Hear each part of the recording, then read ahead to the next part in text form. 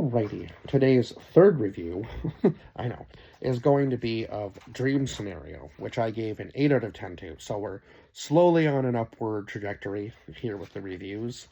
Now, this is from one of my favorite actors, Nicolas Cage, who has just been doing, like I said, like I've probably said it in quite a few of my other Nicolas Cage reviews in the past few years, the work that he is just meant to do. And this was also an A24 film and produced by Ari Aster, who I have grown to love in the horror genre. This was a little bit different, though. Now, being a producer, obviously, it maybe wasn't like his, like the same as him directing the movie, like he did with Midsummer and Hereditary. There's got to be other ones that are just, but those would be the two probably biggest ones that he's done, I would say.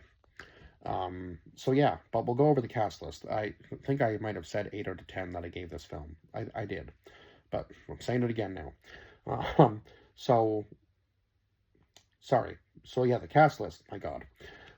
Lily Bird, who played Sophie Matthews, Julianne Nicholson, who played Janet Matthews, Nicolas Cage, who played Paul Matthews, Jessica Clement, who played Hannah Matthews, Tim Meadows, who played Brett, Paula Boudreau, who played Sheila, Marnie McPhail, who played Claire, Dylan Baker, who played Richard, Krista Bridges, who played Carlota, Dylan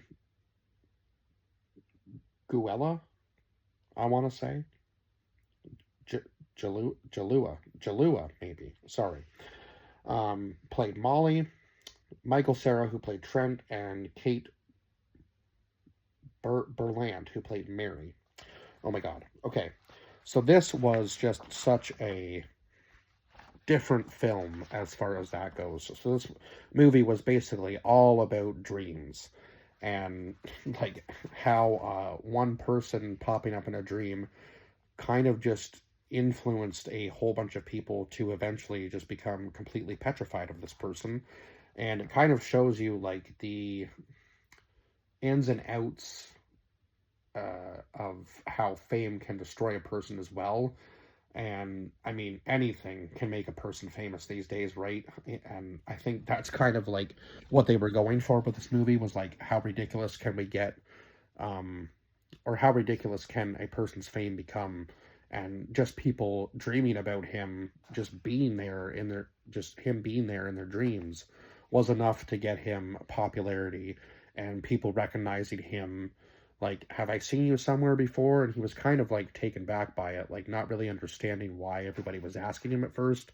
But of course, as obviously time progresses and he gains popularity and traction and social media presence and a whole bunch of other stuff, things just kind of spiral way out of control for Paul. So in the beginning, it's just Paul's daughter that seems to be having the dreams about him.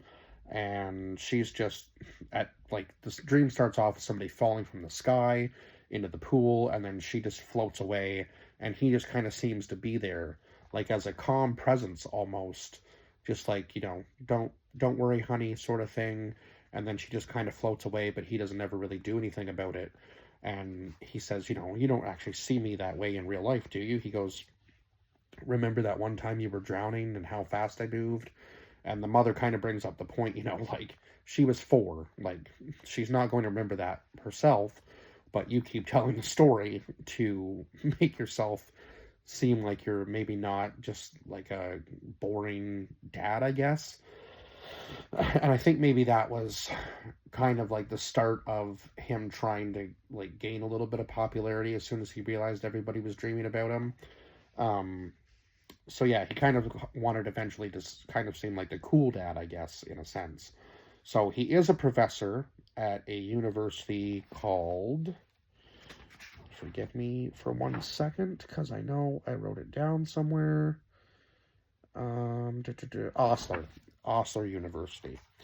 So he does teach a class. Now, I'm not exactly sure what he was teaching, but it seems to be like mostly about animals and so on and so forth. Now, he did say what his master's degree was in, but I didn't really think that was like the most important thing in the movie, so I didn't actually write that down.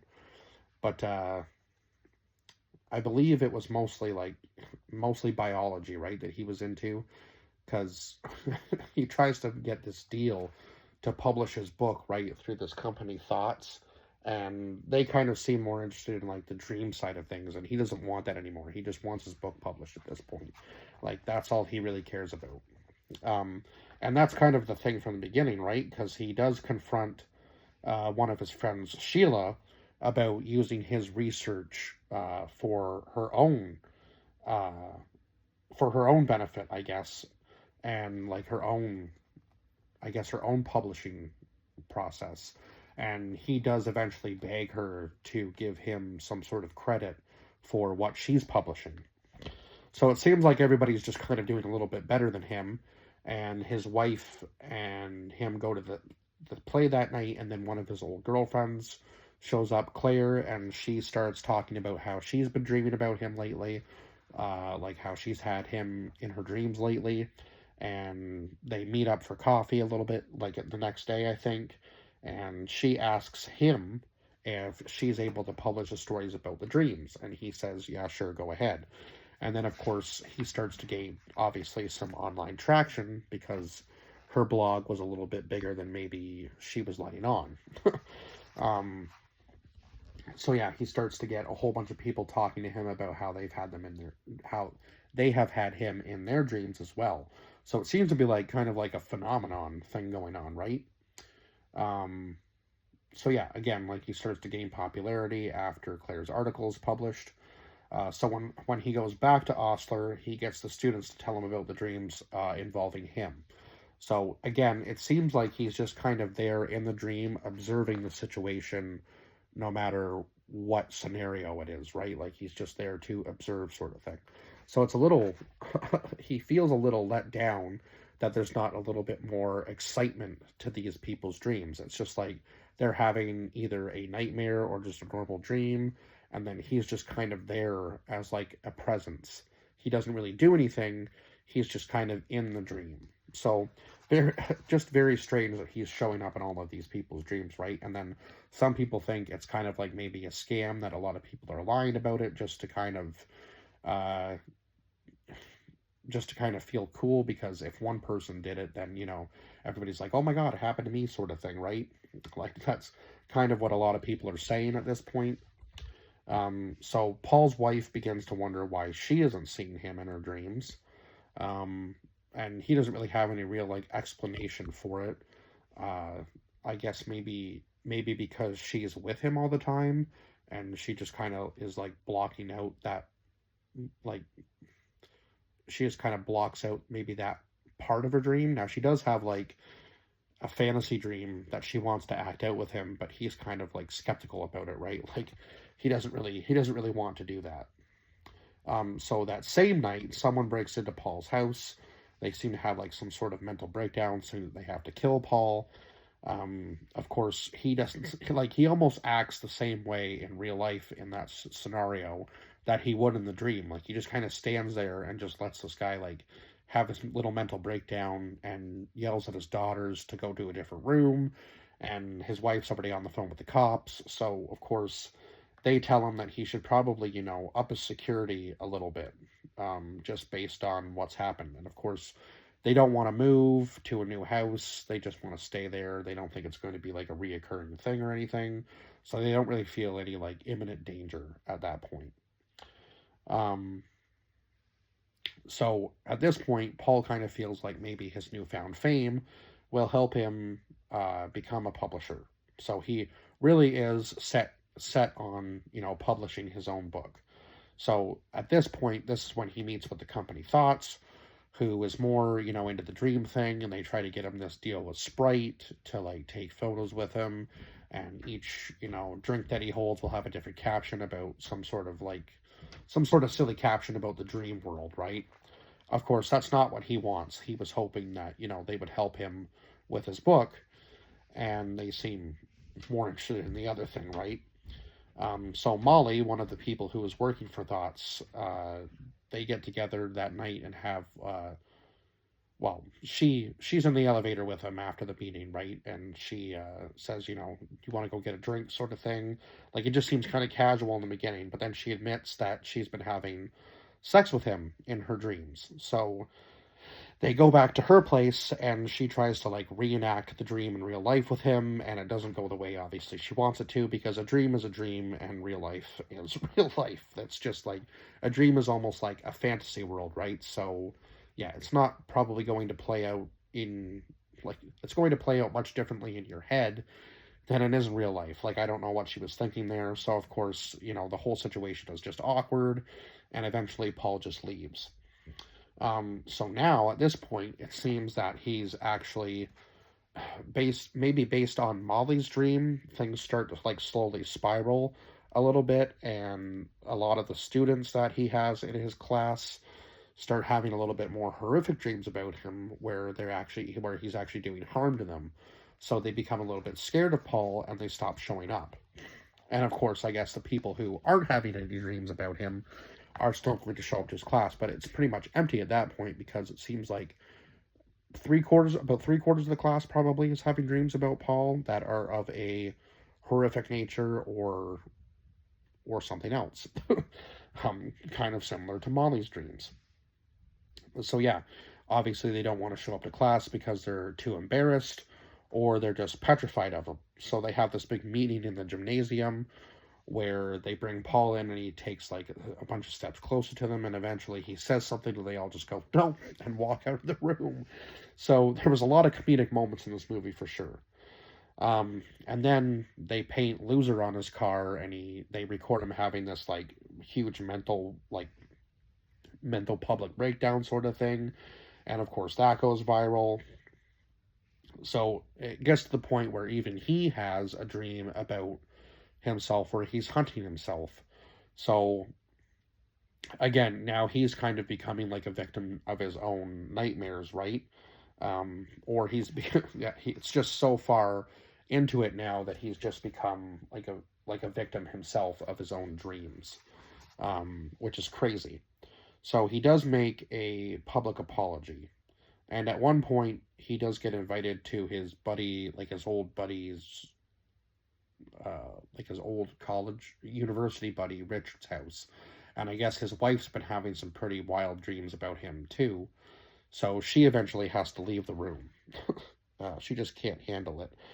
And it gets to the point where even when he's out in public, people are asking him to leave like a restaurant and so on and so forth. So it's absolutely crazy. And then eventually it gets to the point where they won't even let him go see his own daughter's play that she's putting on, because a lot of the parents are scared of him. Like, they don't want him anywhere near. And eventually he gets kicked out of his own house. He ends up going to live with Brett for a while, and then after that he ends up going to find his own place. Now at this point it does seem like he's gotten his book off the ground, and he does disappear after he hurts one of the school staff. It seems like I think it's been about a year since the incident, right? I think that's what they said. And now they have all these self-proclaimed like dream influencers that have created this device called Norio, so they can dream travel like Paul did. So now you're supposed to be able to wear this device and travel into anybody's dreams that you want, which is just crazy, because why are they trying to recreate that? It's just going to cause way more issues than good, right? Because eventually they know what happened, right? Like, the dream started out harmless, but then eventually Paul became a danger to people. So I can only see that probably having the same effect if you're just hopping in and out of people's dreams like that. Like, it just seems a little crazy to be doing. But anyhow, Paul does begin entering his wife's dreams using the Norio.